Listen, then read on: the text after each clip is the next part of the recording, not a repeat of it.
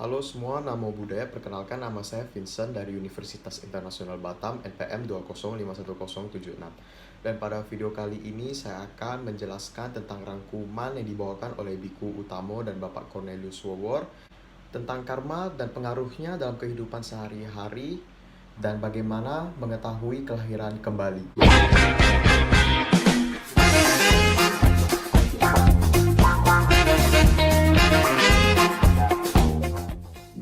Menurut Biku Utamo, banyak orang sering menyamakan namanya karma dengan takdir. Karma bukanlah satu ajaran yang membuat manusia menjadi orang yang lekas berputus asa. Juga bukan ajaran tentang adanya satu nasib yang sudah ditakdirkan. Memang segala sesuatu yang dilampaui memengaruhi keadaan sekarang atau pada saat ini, akan tetapi tidak menentukan seluruhnya. Oleh karena itu, meliputi apa yang telah lampau dan keadaan pada saat ini, dan apa yang telah lampau bersama-sama dengan apa yang terjadi pada saat sekarang mempengaruhi pula hal-hal yang akan datang. Apa yang telah lampau sebenarnya merupakan dasar di mana hidup sekarang ini berlangsung dari satu saat ke lain saat, dan apa yang datang masih akan dijalankan.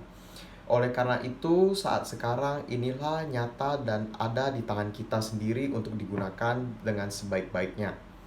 Oleh sebab itu, kita harus hati-hati sekali dengan perbuatan kita supaya akibatnya senantiasa akan bersifat baik.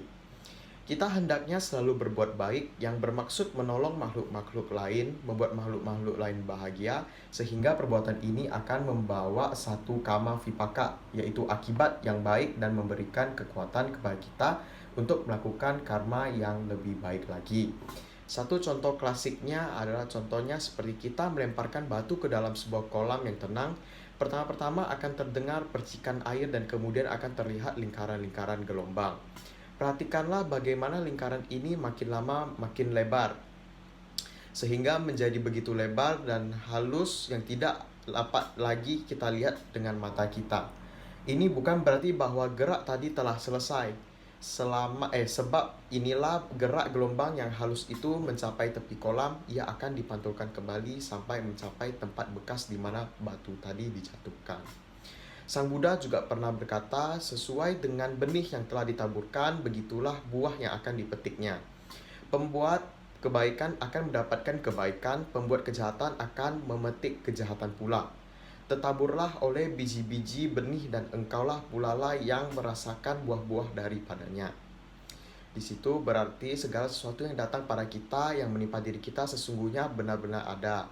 Bila mana kita mengalami sesuatu yang membahagiakan, yakinlah bahwa karma yang telah kita perbuat adalah benar. Sebaliknya, bila ada sesuatu yang menimpa kita dan membuat kita tidak senang, karma vipaka, yaitu akibat, itu menunjukkan bahwa kita telah berbuat sesuatu yang salah sebelumnya.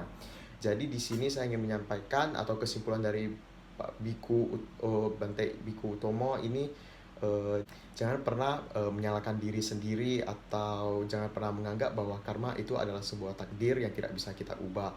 Sebenarnya bisa, tergantung apa saja yang kita perbuat, dan kita harus berbuat karma yang lebih baik.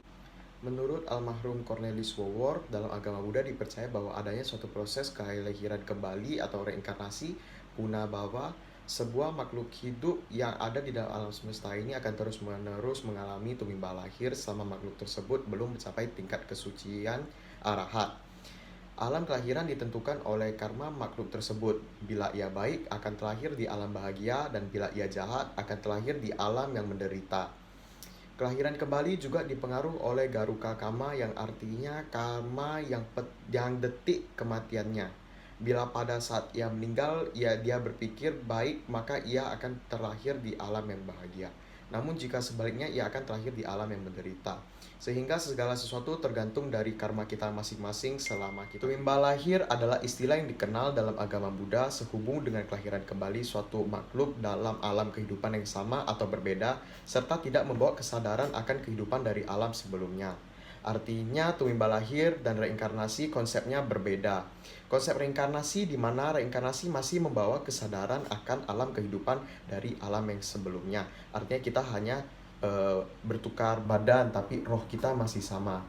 Yang dimaksud dengan tumimbah lahir adalah suatu proses kelahiran kembali jasmani dan batin yang mengalami pelapukan, kehancuran, dan kemudian muncullah jasmani dan batin yang baru yang ditimbulkan akibat dari perbuatan karma kita sebelum kita lahir kembali. Jadi semua ini tergantung pada apa yang kita perbuat sebelumnya.